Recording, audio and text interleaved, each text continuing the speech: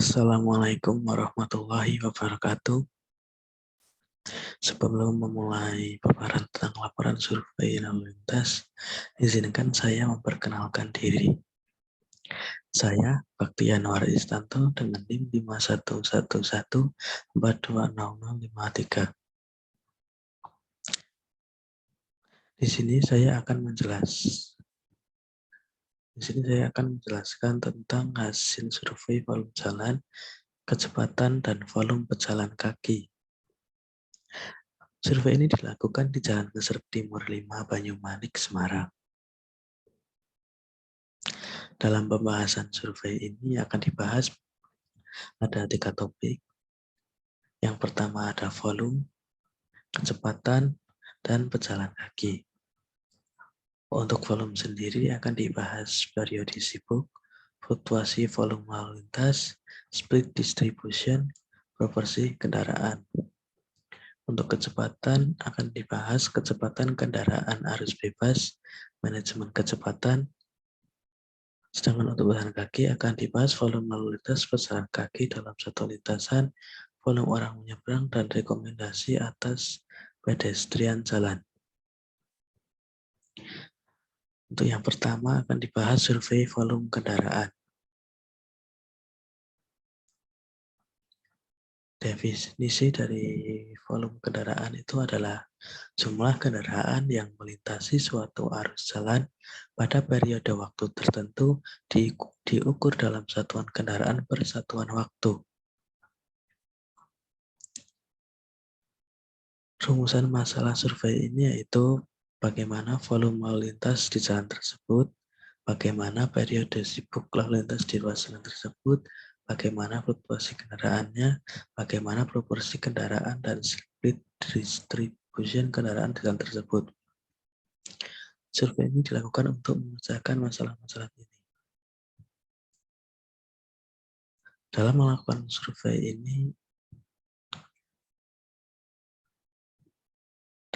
survei ini, menggunakan hal pertama yang dilakukan yaitu adalah menentukan ruas jalan. Ruas jalan yang digunakan yaitu Jalan Ngeser Timur 5, Banyumanik, Semarang. Setelah ruas jalan ditentukan, kemudian menentukan waktu. Waktu yang ditentukan untuk menghitung volume lalu lintas di jalan tersebut yaitu survei dilakukan selama 6 jam yang dibagi menjadi 3 waktu, yaitu 2 jam pada saat pagi, pada 2 jam siang, serta 2 jam sore hari. Setelah waktu ditentukan, kemudian dilakukan survei dan pengumpulan data. Survei dilakukan oleh 6 orang. 3 orang menghitung lalu lintas dari satu lajur dan 3 orang menghitung lajur yang lain. Untuk pengumpulan datanya, menggunakan aplikasi multi-counter untuk mempermudah perhitungan.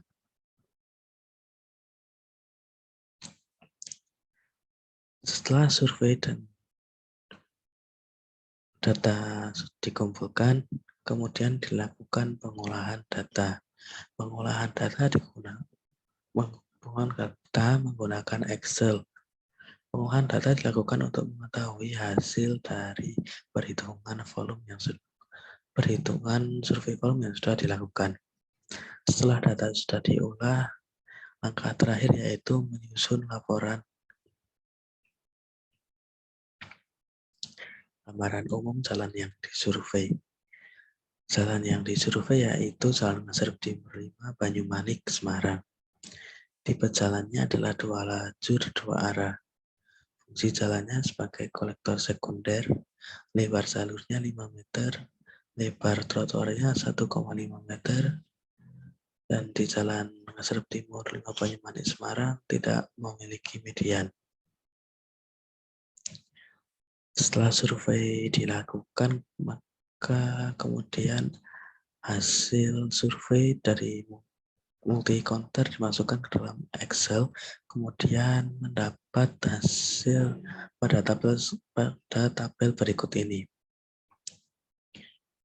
yaitu ada tabel volume lalu lintas dari patung kuda menuju Undip dan volume lalu lintas Undip menuju patung kuda.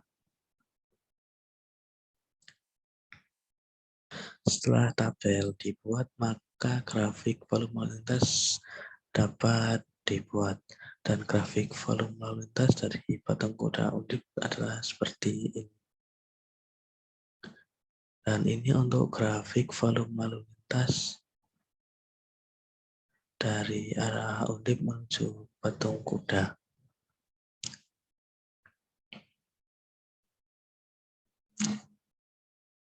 Setelah mendapatkan grafik serta hasil survei, maka kita dapat mengetahui periode sibuk yang terjadi di jalan tersebut.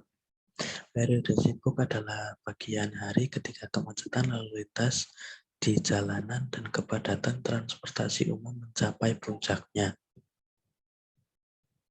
Untuk grafik periode sibuk adalah sebagai berikut. Ini adalah grafik periode sibuk dari arah patung kuda menuju Undip. Seperti yang terlihat dari patung kuda menuju Undip, periode sibuk atau puncaknya itu terjadi pada pagi hari sekitar pukul 6 sampai pukul 7, siang hari sekitar pukul 11.30 sampai 13, dan waktu sore hari pukul 17 sampai 18. Untuk periode sibuk dari arah Undip menuju patung kuda juga terjadi di pagi hari sekitar pukul 6 sampai pukul 7, dan di sore hari sekitar pukul 4 sampai pukul 5. Sedangkan periode sibuk dari dua arah di ruas jalan terjadi di pagi hari sekitar pukul 6 sampai pukul 7, di siang hari sekitar pukul 12 sampai 13, dan di sore hari sekitar pukul 16 sampai 15, 16 sampai 17.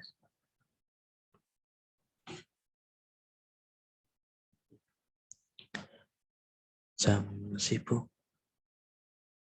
Nah, ini adalah tabel hasil rekap jam sibuk di Jalan Ngasrep Timur 5.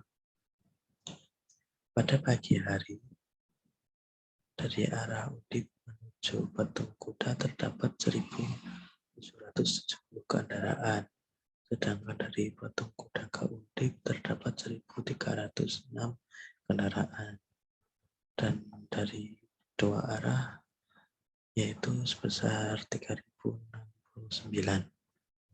Pada siang hari dari Undip menuju patung kuda sebesar 1.288 kendaraan, sedangkan dari patung kuda menuju Undip sebesar 1.351 kendaraan, dan dari dua arah sebesar 2.634 kendaraan. Pada sore hari, jumlah kendaraan yang melalui Undip menuju patung kuda sebesar 1.668, dan jumlah kendaraan yang melewati patung kuda menuju ke Undip sebesar 1.317 kendaraan. Sedangkan dari dua arah terdapat 2.905 kendaraan. Dari data yang didapatkan dari hasil survei di Jalan Ngasrep Timur 5 Banyumanik Semarang, dapat diketahui periode sibuk dari arah Undip ke patung kuda terjadi pukul 7 sampai dengan 17 dengan volume sebesar 1.770. Pada jalur patung kuda ke Undip, diketahui periode sibuk terjadi pada pukul 12.45 sampai 13.00 dengan volume sebesar 1.351. Dan periode sibuk kedua ruas terjadi pada pukul 7.15 sampai dengan 7.30 dengan jumlah volume total kedua ruas jalan tersebut sebesar 3.069. Survei dilakukan dengan rentang interval 15 menit. Dan ini merupakan gambar visualisasi pada saat periode sibuk di jalan yang disurvei.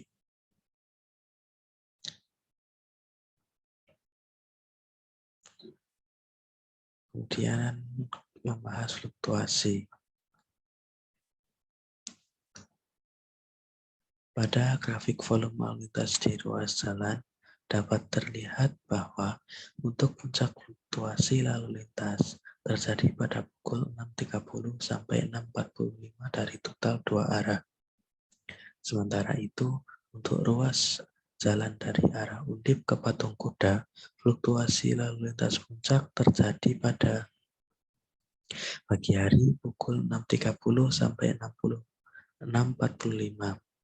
Adapun ruas jalan dari arah Patung Kuda ke Undip, fluktuasi lalu lintas puncak terjadi pada pagi hari pukul 6.45 sampai pukul 7. Split distribution. Split distribution adalah pembagian kendaraan berdasarkan lajur jalan. Dari grafik dapat dilihat bahwa split distribution dari Undip ke Patung Kuda mendominasi ruas jalan pada jalan Serep Timur 5 dengan 54% yang berwarna biru. Sedangkan dari arah sebaliknya, yaitu dari Patung Kuda menuju Undip, persentase split distribution-nya adalah 46% yang berwarna merah. Dari grafik pie chart, jika kurang detail maka dijadikan tabel split distribution seperti berikut. Terdapat tabel split distribution untuk dari arah Undip ke Patung Kuda dan tabel split distribution dari Patung Kuda ke Undip. Dari kedua tabel di atas, terlihat bahwa jumlah kendaraan lebih banyak untuk ruas jalan dari arah Patung Kuda ke Undip daripada arah Undip ke Patung Kuda, yaitu sebesar 30.105 kendaraan. Proporsi kendaraan. Berdasarkan grafik, proporsi kendaraan sepeda motor paling mendominasi ruas jalan dari Undip ke Patung Kuda dengan persentase 80%. Berdasarkan grafik tersebut, dapat pula terlihat bahwa sepeda motor mendominasi dengan 79% dan mobil dengan 19% untuk arah yang berbeda.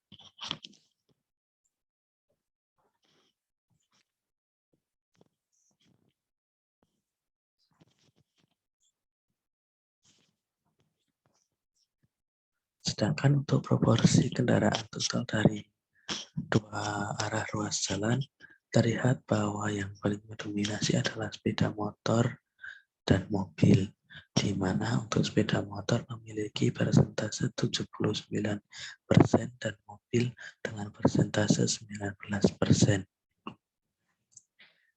Dan untuk kendaraan selain motor dan mobil, hanya terdapat sedikit kendaraan yang melewati jalan tersebut sehingga persentasenya juga kecil. Kemudian kita membahas survei kecepatan. Rumusan masalah dari survei kecepatan ini yaitu bagaimana perhitungan kecepatan kendaraan serta rekomendasi apa yang dapat diberikan untuk kebutuhan ruas jalan tersebut.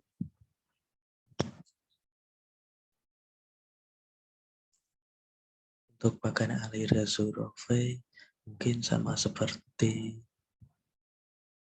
waktu survei volume. Perbedaannya adalah waktu surveinya. Pada saat survei volume, waktu yang diperlukan yaitu 6 jam dibagi menjadi 3 waktu, 2 jam, 2 jam, sehingga pada survei kecepatan, survei dilakukan tidak berdasarkan waktu, tapi berdasarkan proporsi kendaraan. Gambaran umum jalan yang disurvei. Nama jalannya Jalan Kasrep Timur 5, Banyumanik, Semarang. Tipe jalan 2 lajur 2 arah, fungsi jalan kolektor sekunder, lebar jalur 5 meter, lebar trotoar 1,5 meter, dan tidak mempunyai median. Kecepatan kendaraan arus bebas. Menurut NKCI tahun 97, yaitu berdasarkan pada rumus dan faktor-faktor tertentu.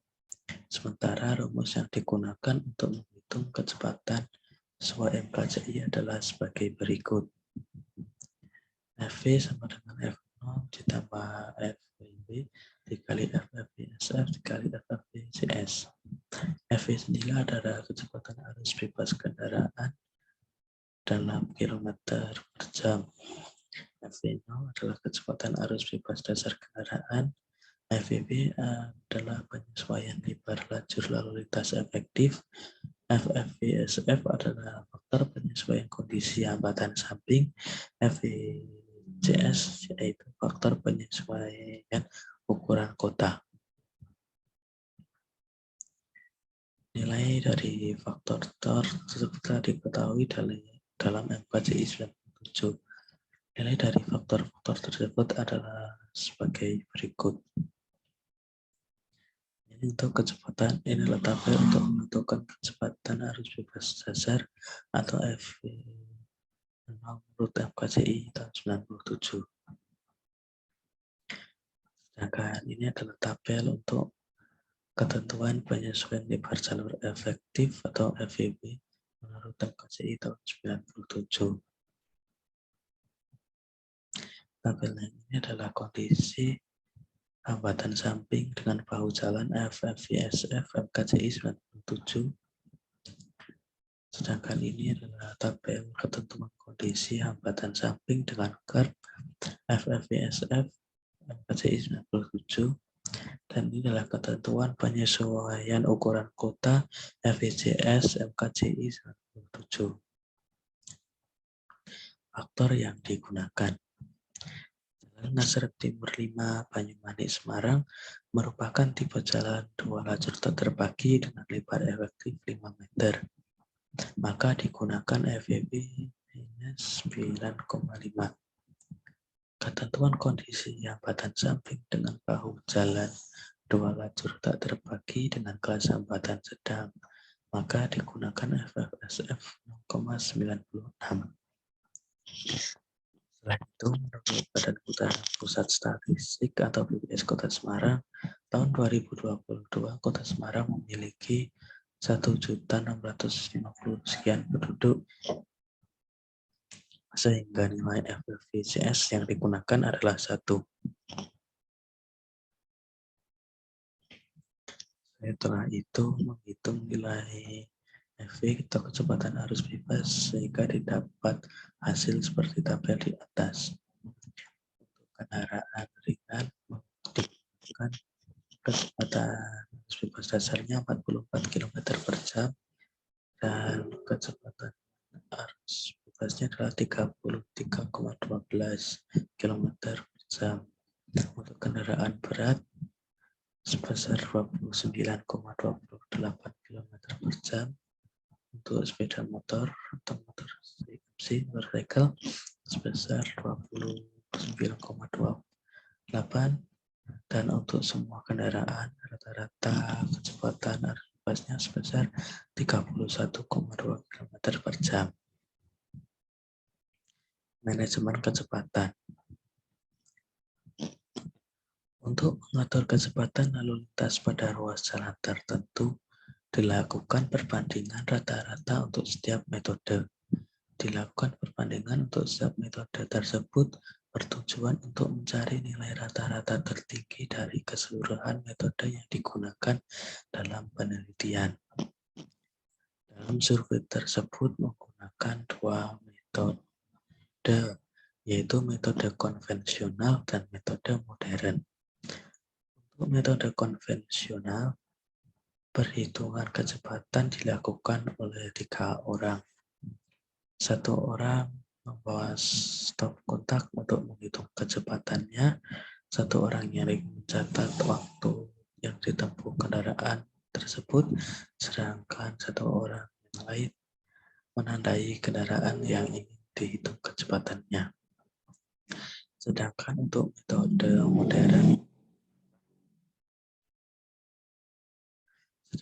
metode modern, menggunakan aplikasi untuk mempermudah perhitungan kecepatan. Maka dari itu, setelah melakukan survei metode konvensional dan metode modern, dapatkan hasil sebagai berikut. Untuk sepeda motor, kecepatan rata-ratanya adalah 53 km per jam, mobil 51 km per jam, 24 km per jam, dan rata-rata kecepatannya adalah 39 km per jam.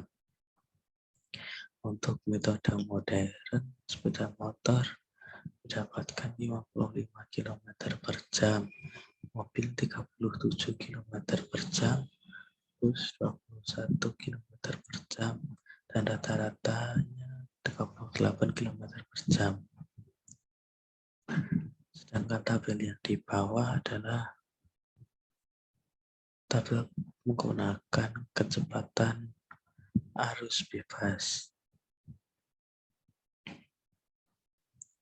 Dari hasil perhitungan nilai rata-rata pada setiap metode, terlihat bahwa nilai rata-rata tertinggi adalah pada metode konvensional, yaitu sebesar 39 km per jam. Sehingga manajemen kecepatan pada penelitian ini dianalisis berdasarkan data dari metode konvensional.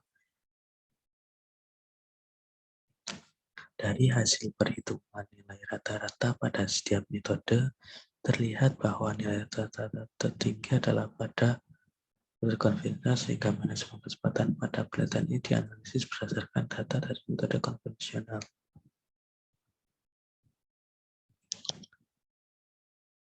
Dari data perhitungan nilai kecepatan rata-rata metode konvensional di atas, dilakukan perhitungan untuk nilai kecepatan persentil 85 pada ruas jalan yang diteliti atau disurvei.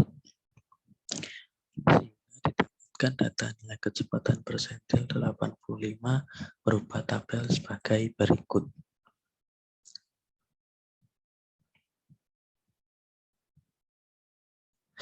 Berdasarkan tabel nilai kecepatan persentil 85, didapat gambar grafik untuk kemudian ditentukan nilai persentil 85 pada ruas jalan yang diteliti. Grafik untuk perhitungan persentil 85 adalah sebagai berikut.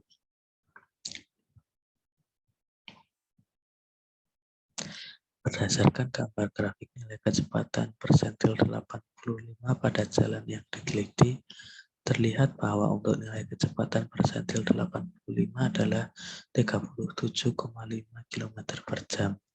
Dikarenakan batas kecepatan tertinggi untuk jenis jalan perkotaan adalah 50 km per jam dan nilai kecepatan persentil 85 adalah 37,5 km per jam, yang mana kecepatan tersebut kurang dari batas kecepatan pada jenis jalan perkotaan, maka langkah yang tepat atau solusi untuk mereduksi kecepatan adalah dengan memberikan peringatan pada jalan tersebut berupa larangan berkendara dengan kecepatan melebihi 50 km per jam.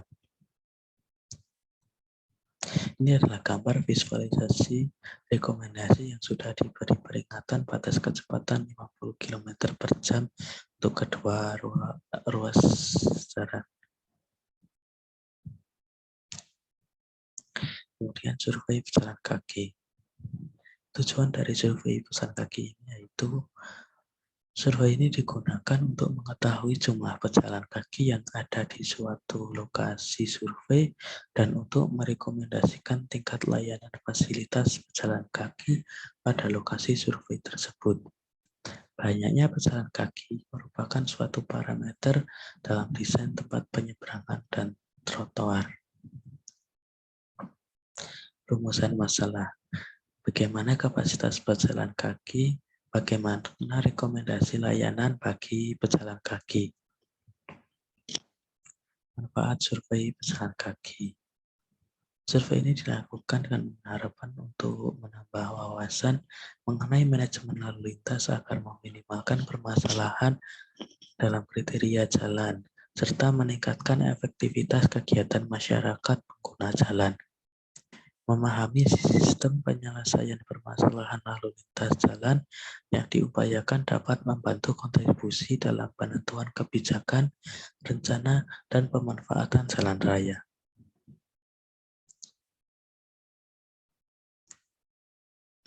Bahkan alir survei pejalan kaki sama seperti survei volume. Survei dan pengumpulan datanya sama tetap menggunakan aplikasi multi-counter untuk menghitung orang yang berjalan pada ruas jalan tersebut dan orang yang menyeberang. Volume pejalan kaki. Data arus pedestrian dihitung berdasarkan pedestrian yang melewati di Jalan Masrep Timur 5 nomor 35. Tepatnya pada titik di daerah dekat SD Sumur Boto, Kelurahan Sumur Boto, dan Al-Famidi. Dengan pengamatan yang dilakukan dalam rentang 100 meter selama 1 jam, yakni pada pukul 13.15 sampai 14.15 waktu Indonesia Barat, dan untuk memudahkan dalam perhitungannya, maka jalan yang dihitung dengan pembagian berdasarkan arah datangnya, yakni pejalan kaki dari arah Patung Kuda menuju Undip dan pejalan kaki dari arah Undip menuju Patung Kuda. Hasil dari data survei yang telah dilakukan adalah sebagai berikut. Dari tabel di atas maka dapat diketahui volume lalu lintas pejalan kaki dalam satu lintasan adalah 46 orang per jam, lalu dihitung menjadi arus pejalan kaki. Arus pejalan kaki orang per menit per meter dalam satu lintasan. Karena dari arah Patung Kuda lebih besar, maka yang dihitung adalah data tersebut.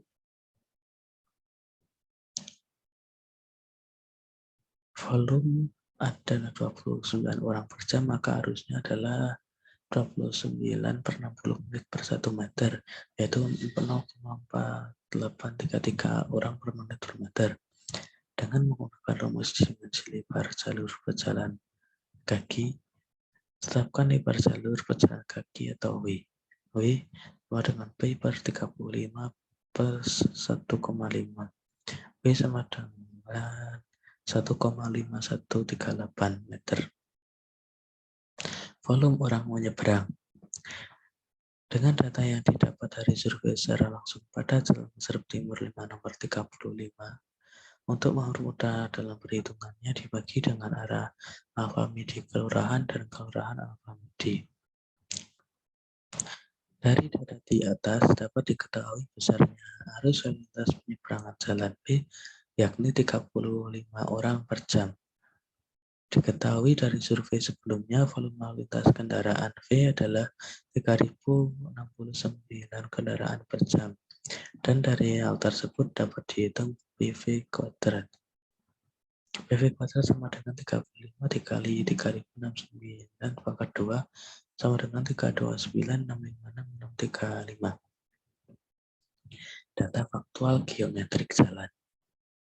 lebar lalu lintas kendaraan yaitu 5 meter, lebar bahu jalan setengah meter, tidak mempunyai lebar mediannya, tidak ada kan tidak mempunyai median, lebar trotoarnya 1,5 meter, dan kemiringan trotoarnya adalah 2 derajat. Yang terdapat pada trotoar Jalan Serap Timur 5 nomor 35 yaitu pot bunga, rambu pejalan, serta pedagang kaki 5. Ini adalah visualisasi faktual dari jalan yang disurvei.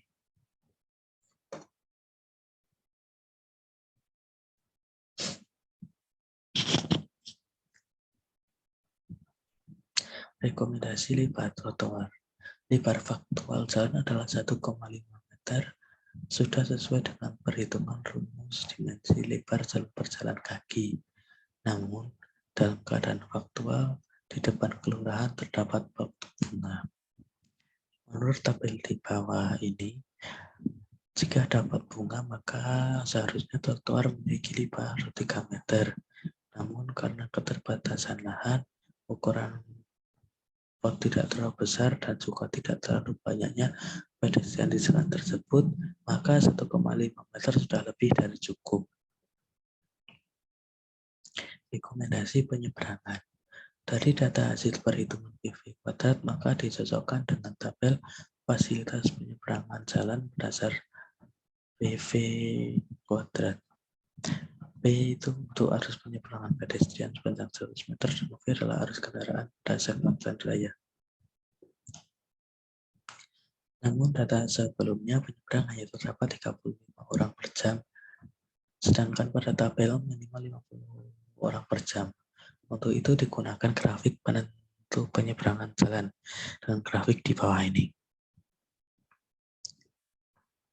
Dari grafik di atas yang sudah disebutkan dapat ditentukan rekomendasi penyeberangan untuk Jalan Serap Timur 5 nomor 35 dengan memberi penyeberangan dengan belikan.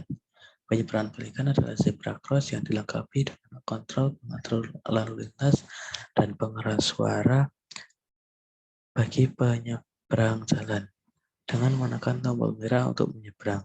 Sebelum menyeberang, silakan tunggu beberapa detik hingga lampu merah isyarat kendaraan menyala dan perintah dari pengeras suara untuk memberhentikan kendaraan berhenti melintas. Karena tidak terlalu banyak yang menyeberang dan juga keterbatasan lahan dan fasilitas pendukung, untuk itu sebaiknya mungkin cukup perlu diberikan zebra cross dan lampu peringatan pada titik SD sumber foto. Diharapkan dengan adanya fasilitas berupa zebra crossing akan lebih memudahkan para pedestrian yang ada untuk menyeberang dengan lebih aman.